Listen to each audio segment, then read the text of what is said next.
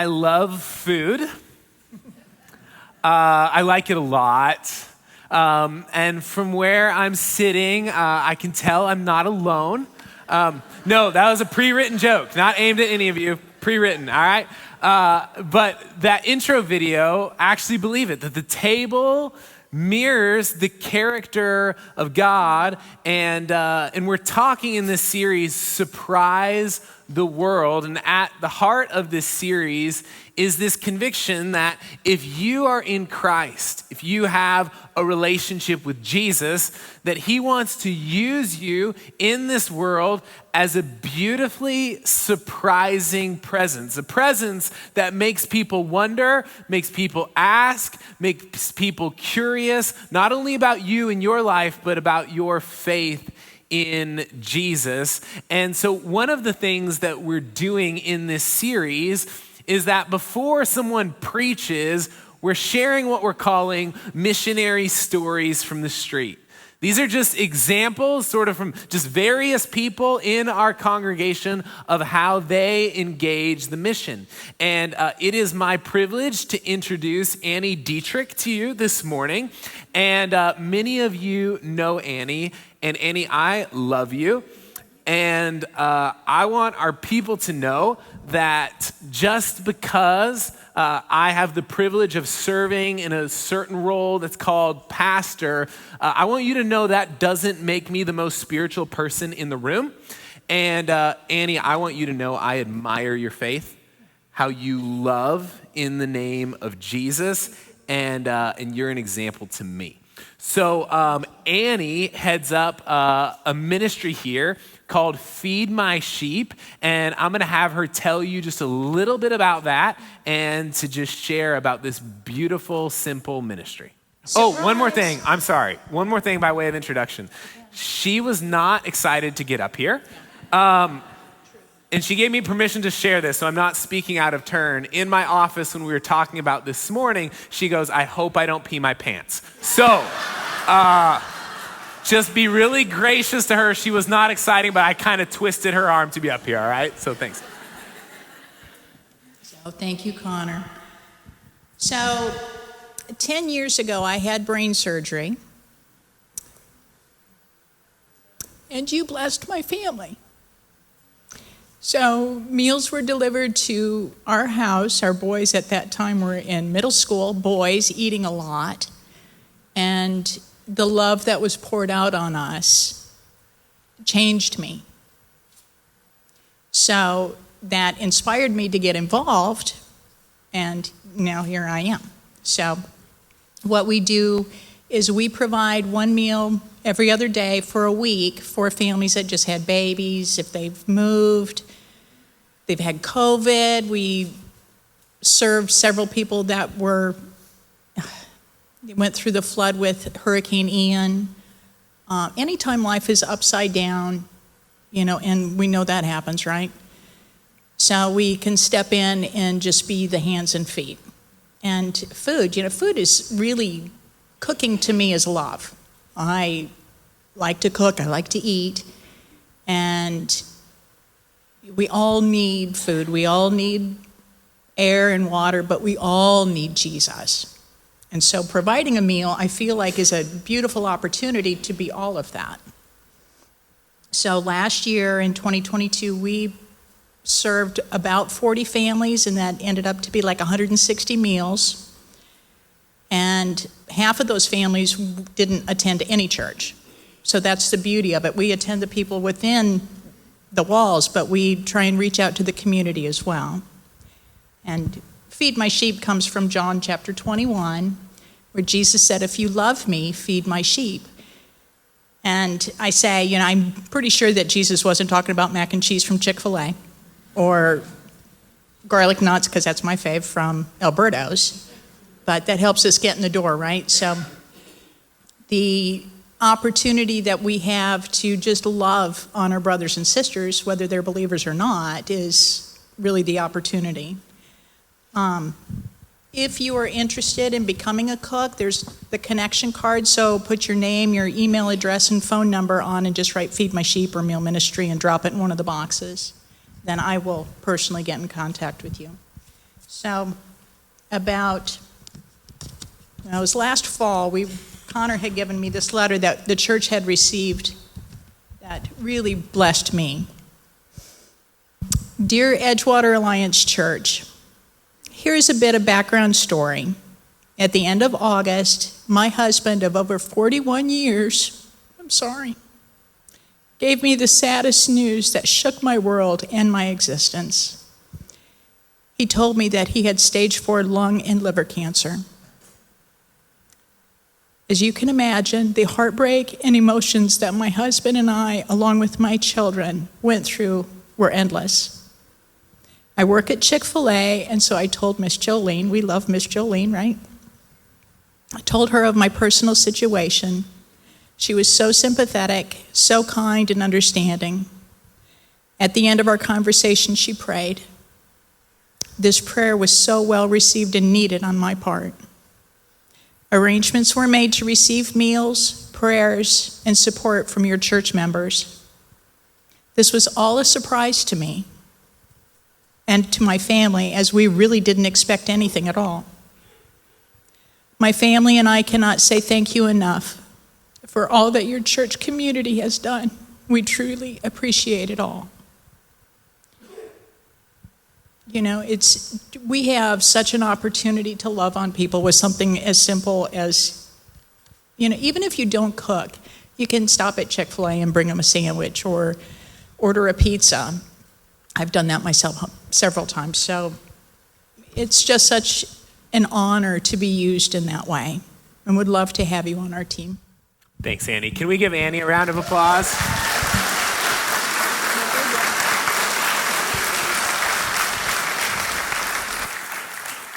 She just whispered in my ear, never again. So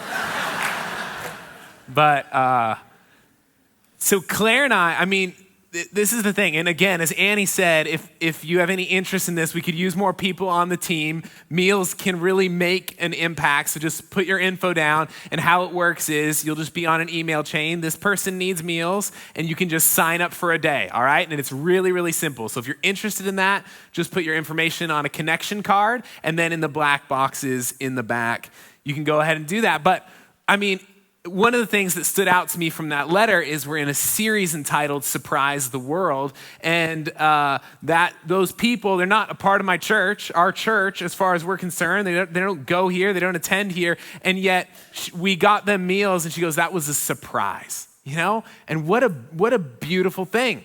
So Claire, my wife, cooked a meal and brought it over to somebody in our world who, again, is not a part of Edgewater Alliance Church. They're not members, I think, of any church. Claire gets a text later that night, and the lady goes, we have never had somebody cook us a meal and bring it over. And she goes, it's really touching. And it's like, wow, like such a simple thing. So we're talking about this idea of a missional presence in our world. And while there might be some things that you would call quote unquote big things that we believe God might ask you to do with your life, there's some of these things that we look at and we're like, man, that's really small. And they can really go a long way. So the title of our talk together this morning is entitled Eat. Now, I want you to raise your hand if you've ever heard a sermon entitled Eat before. No one, okay? I've never preached a sermon on eating before, and so it's a first for both of us. And when you preach a sermon that no one has ever heard preached before, you do feel a little bit of pressure to justify why you're talking about this topic, right? Because some of you might be like, I'm not sure, and I get that, okay? So I want to convince you that this topic is actually worth the time that we're giving it, and I really believe that it is. So in Michael Frost's book, Surprise the World, that we're going through together as a congregation, he notes 3 times in the New Testament where Jesus uses the phrase, the Son of Man came. he uses this phrase speaking about himself. It's a phrase that I think you see in the book of Daniel that points to the Messiah, and he's using it to describe himself 3 times where he says, the Son of Man came, and here they are. Mark 10:45, the Son of Man came not to be served, but to serve and give his life as a ransom for many. Luke 19:10, the Son of Man came to seek and to save the lost. And then in Luke 7:34, we read this, the Son of Man has come eating and drinking. The Son of Man has come eating and drinking. And here's what Michael Frost notes. He says, while the first 2 oft-quoted verses tell us about Jesus' purpose in coming to serve, to give his life as a ransom for many, to seek and save the lost, the third describes his method. How did Jesus come? He came eating and drinking. And so here's what I'm trying to lay before you. If one of Jesus's primary missional methods had to do with eating and drinking, well, I think this subject is actually quite worth our time. Hugh Halter has a book scheduled to come out later this month, but I was able to get a copy of it early, and so you're getting the inside scoop. But in Righteous Brood, he writes this. He says, over the years, I've had the privilege of training missionaries across the globe. And the one consistent rhythm I always tell them to start with is to simply sit down and eat a meal with people. Food is one of the few things that crosses every social, spiritual, and personal barrier. He says, if you look at the lifestyle and rhythms of Jesus, you can basically chart his journey through all the meals he had with people. If he hadn't taken his disciples for a dinner at the home of Levi, a hated tax collector, we wouldn't have the Gospel of Matthew in the Bible. If he hadn't gone to a wedding and saved the party by turning water into wine, we would have missed out on an amazing miracle. And if on his last night, he hadn't shared a meal with his disciples and asked them to do the same thing by eating often together and remembering him, we wouldn't have the sacrament of the Lord's Supper. So understand that food and what's taking place over meals takes a significant place in the scriptures, and Jesus used them in a significant way. And I think it's notable that Hugh says, when I'm training missionaries, like the thing that I tell them they need to start doing is eating with people. It's been said that the way to a man's heart is through his stomach, right? And there seems to be this beautiful facilitation of relationship that takes place when people eat together. I think that's why if a guy asks a girl on a date and you don't go get food at any point during the date, it's like, what was that? You know, like we want to eat. This is what we do, and this is how we get to know one another. And preparing and sharing food is like a universal expression of invitation into relationship. Right? If somebody invites you, whether that be in their home or out to a meal, it's like this invitation of, I want our relationship to go deeper. And one of the things that I want to lay before you this morning is that this really matters. And hospitality, and when we're talking about inviting people in, we're talking really in large part about hospitality, is not Christian extra credit, okay?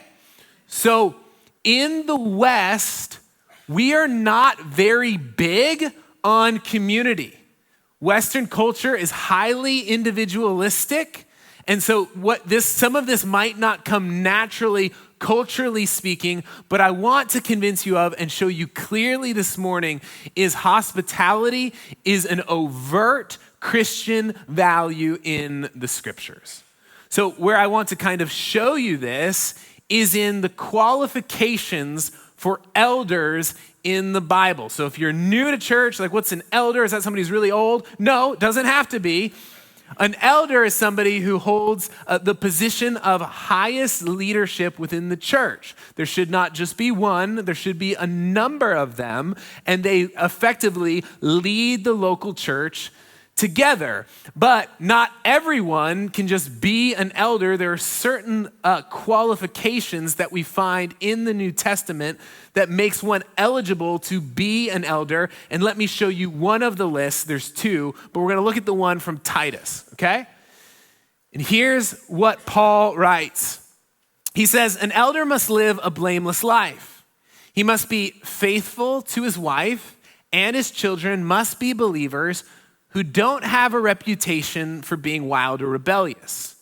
A church leader is a manager of God's household, so he must live a blameless life. And he goes on to kind of unpack what this looks like. He must not be arrogant or quick-tempered. He must not be a heavy drinker, violent, or dishonest with money. So he can't be a drunk. He can't be violent. He can't be a narcissist. He can't be somebody who's stealing money from the church. And as you read this list, you're like, no duh, right? Like, yeah, like I don't even know, Paul, if you needed to write some of this stuff. We get it. But then he goes on to say, rather, he must enjoy having guests in his home. Other translations would simply say, he must be hospitable. And I think it's notable because it's a very heavy list of musts, right? Like, dude's not supposed to be cheating on his wife. He's not supposed to be violent. He's not supposed to be 3 beers in every time you show up at his house. Like, and then we read, he must enjoy having guests in his home. He must be hospitable.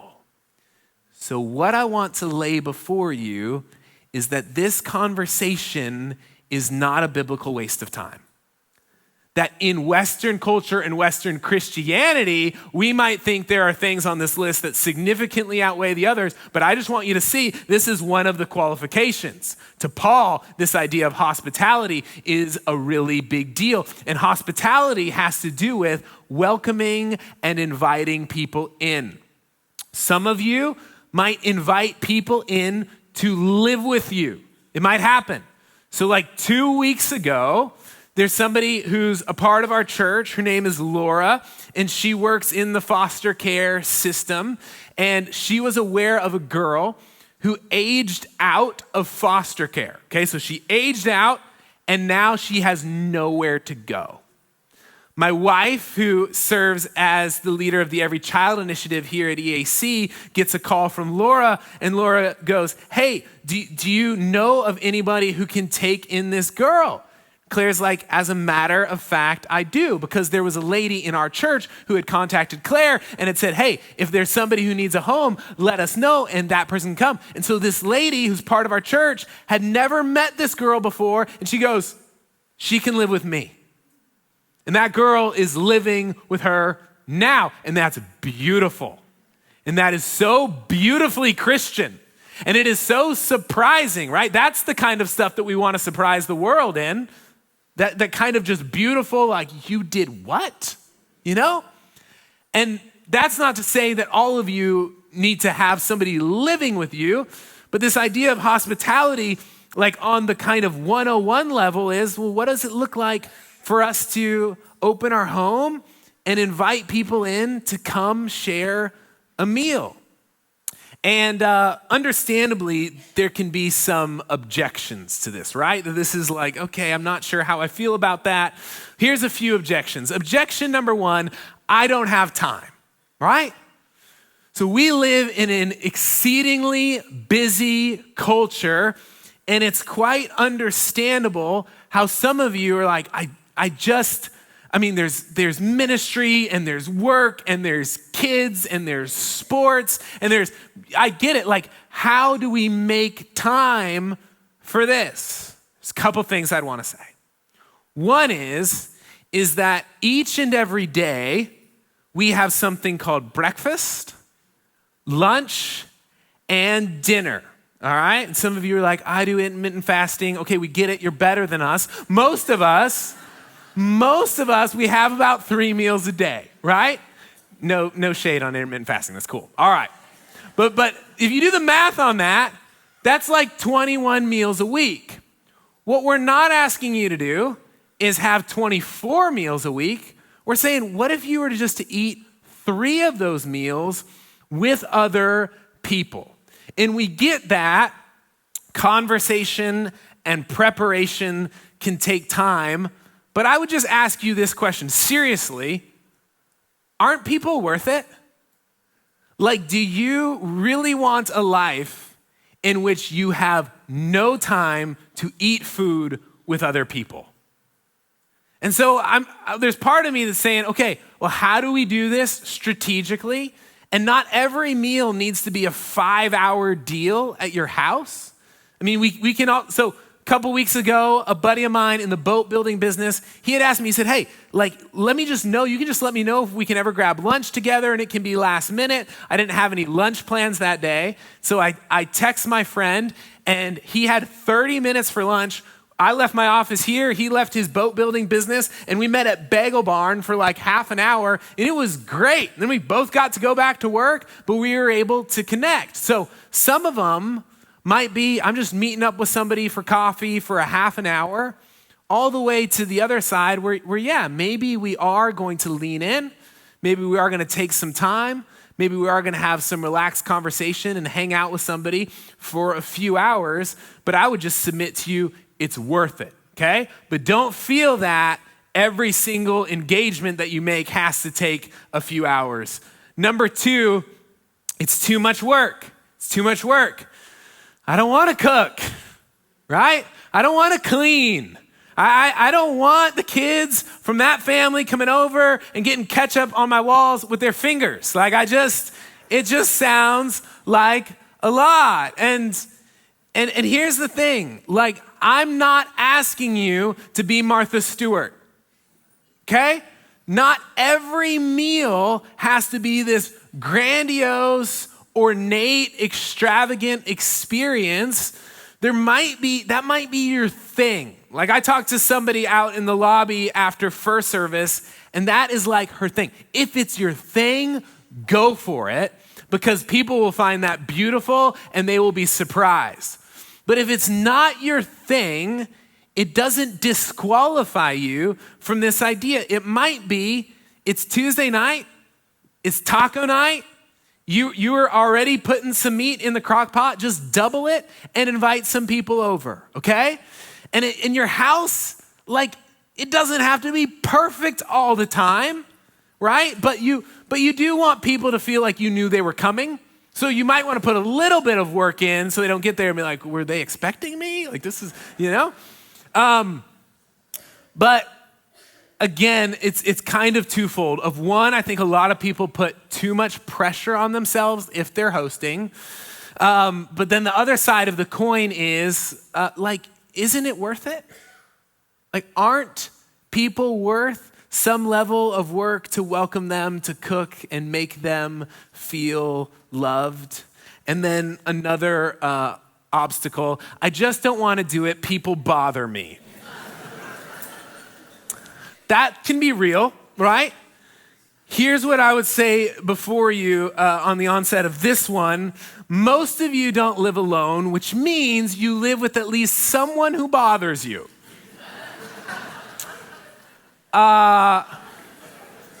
My wife, who's here in the service, you can ask her, she finds me exhausting. I don't know why, but she adores me. I adore my kids. They're exhausting. They bother me all the time. And I love them, and I wouldn't change it, right? So there's going to be an element of, if we're inviting people into our life, because Paul wrote, I shared this, I think, week 1, he was talking to a church. He says, I loved you so much that I not only shared the gospel with you, I shared with you my life. And one of the ways that we can begin to share our lives with people is by sharing meals with people. It communicates love. It communicates an invitation to come into our lives and into our world. And it will, to some degree, complicate things for you. It will, to some degree, take time. There's ways you can minimize that in all of this, and that's fine. And some people will bother you, but it is overwhelmingly worth it. Everything in life that is worth it costs you to some degree. Your marriages cost you. Your friendships cost you. And what we're saying is this relational part that we really believe is part of kingdom life, that is really part of God's design for his people and for his church, that we need to lean into. There's going to be ways in which, even if we sort of kind of minimize the impact, it will cost to some degree, but I really, really think that it is worth it. Everything that is worth it in life will cost you something to some degree. So we need to work through that. We need to get over some of that. And so we're saying we should be eating with people. We should be scheduling lunches with people. We should be inviting them over to our homes. And if we're kind of doing this relational thing right, you will also be getting invitations. You might be getting invitations over to other people's homes for dinner. You might be getting invitations to people's parties. You might be getting invitations to coffee dates. And what I'm saying is when you can, you should go, which leads to another obstacle or another objection, is I hope that you're picking up on the fact that I am not just saying do this only with Christians.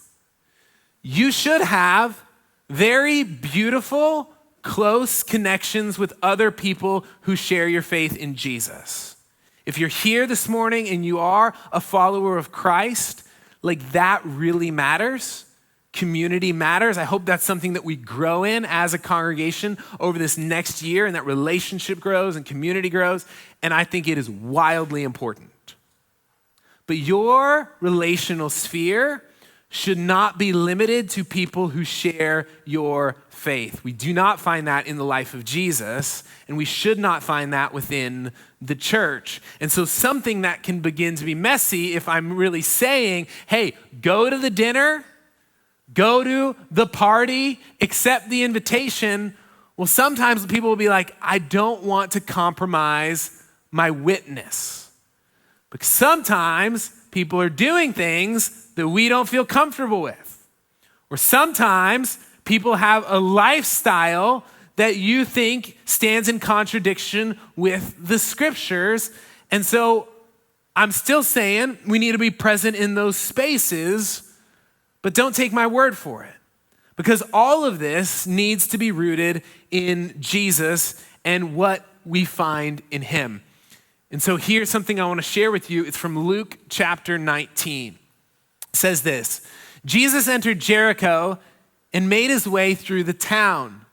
There was a man there named Zacchaeus. He was the chief tax collector in the region, and he had become very rich. Many of you are already aware with the context here, but tax collectors were often people who were Jewish ethnically, who had aligned with Rome to get this sort of very lucrative job, and often they would collect more than what was required by Rome and fill their own pockets. So tax collectors were viewed as traitors, the worst of the worst, right? They're working for Rome, who the nation of Israel does not like, yet these people are Jewish, and they are ethnically Jewish, and they are ripping off their own people.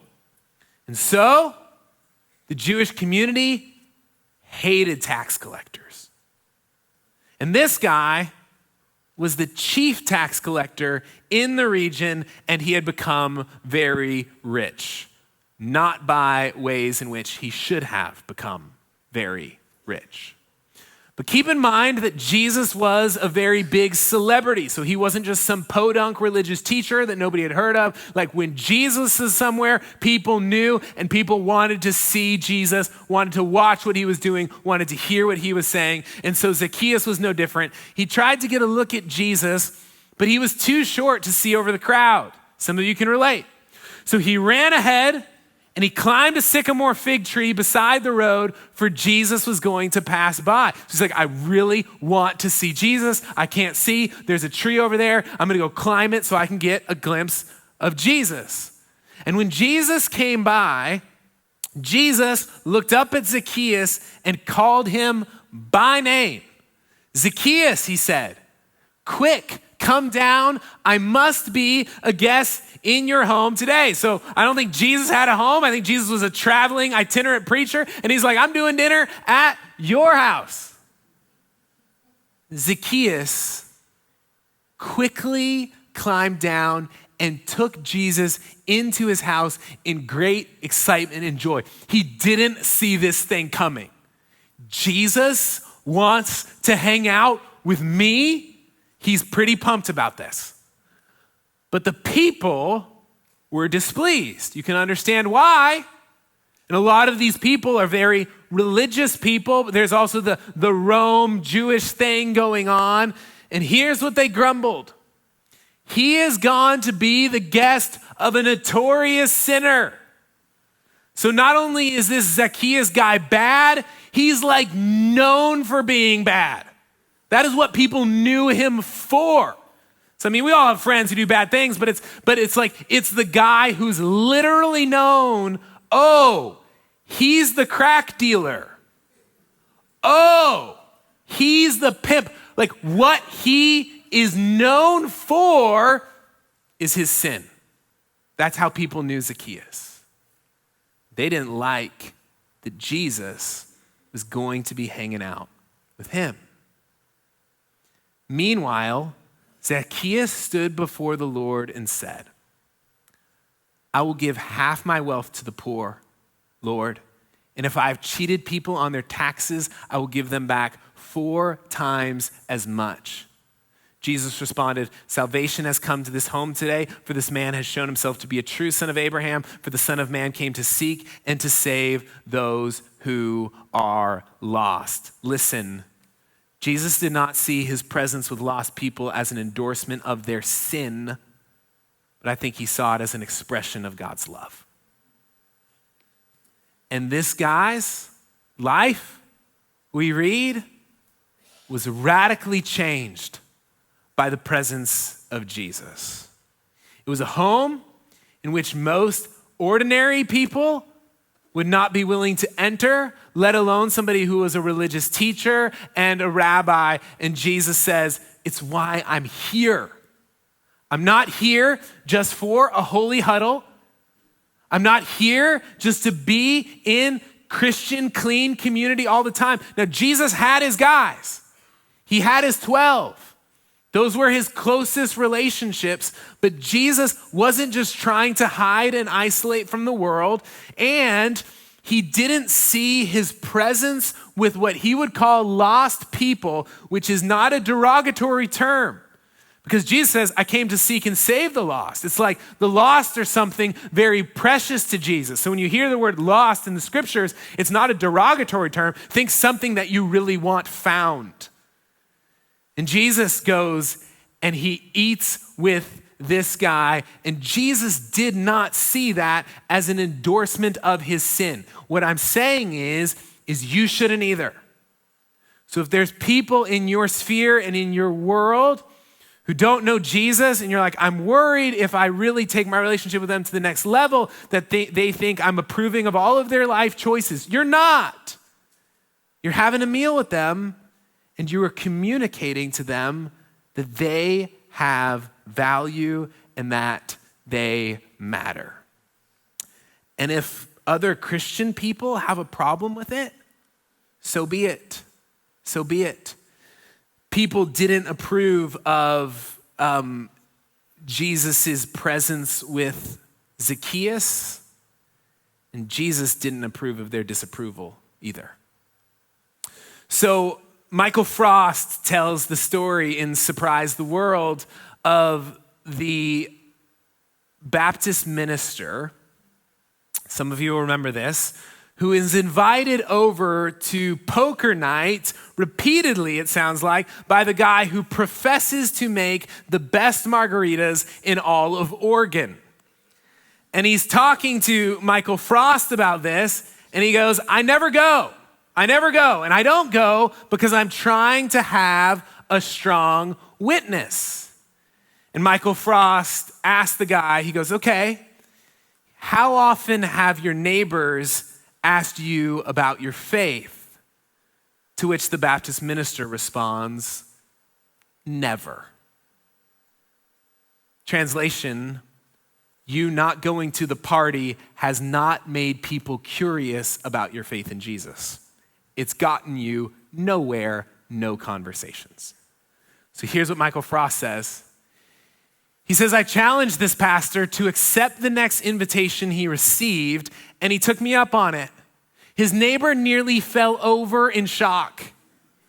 The Baptist minister joined the gathering in the garage, and true to his convictions, he just drank soda. No one minded. He ended up having more conversations about faith than he'd had in ages.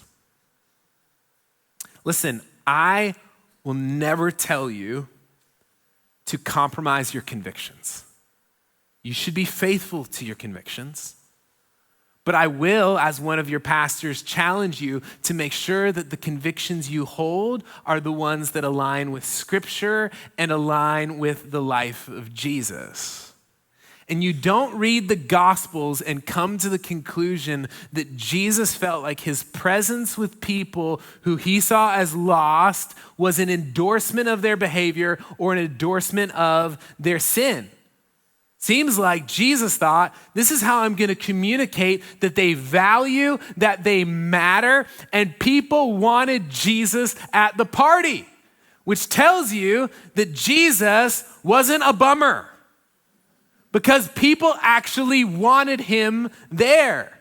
How pumped was Zacchaeus when Jesus says, I'm coming over to your house. Zacchaeus, the notorious sinner, quickly climbed down and took Jesus to his home in great excitement and joy.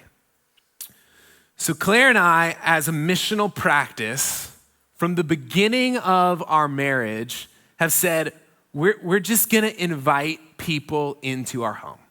We're gonna have them there. And this really started with meals and that kind of thing. And it can be meals, it can be a campfire, you can do hors d'oeuvres or a happy hour or tea time, whatever works for you. But we've just made this a missional practice really from day one. And here's just kind of anecdotally, take it for what it's worth. This is what we have found. People want to come. People want to stay. And conversations about Jesus increase in quantity and quality. That's what we found. And when we're doing it, we're not doing it as like a bait and switch. I cannot remember one single time where we invited somebody to our home and we're like, no matter what, we're getting through the Romans road. They're going to hear the entire gospel. But people come into our house and we want to genuinely, authentically love them, no matter where their faith journey leads. And what we have found is that makes people curious. And then we get to have conversations in which people actually care about what we have to say. I think some of you might have a spiritual gift of evangelism where out of nowhere, with no relational credibility, people care about what you have to say about faith. I don't think that's most of us. I think most of us realize if we leave here today and we just start talking to strangers about our faith, they do not care. But if they have experienced a life in which they have felt loved and seen and heard and cared for, you might be shocked at the conversations that you are able to have. And so here's my challenge today. Would you make eating a missional practice? May you eat and eat well and eat with others and practice hospitality, and may you surprise the world. I love you, EAC. Go be the church. You are dismissed. Thank you for tuning in to our service today. Hopefully it was a blessing to you. We at Edgewater Alliance Church believe that every follower of Jesus gets to be on mission with him to advance his kingdom in the world. And so this series, Surprise the World, that's what it's all about, equipping you to do the work that we believe God has prepared in advance for you to do. And so we hope that you would join us on this adventure. For more information about Edgewater Alliance Church, for more information about what it means to be a follower of Jesus, or how we can come alongside you, go to edgewateralliance.org. Blessings.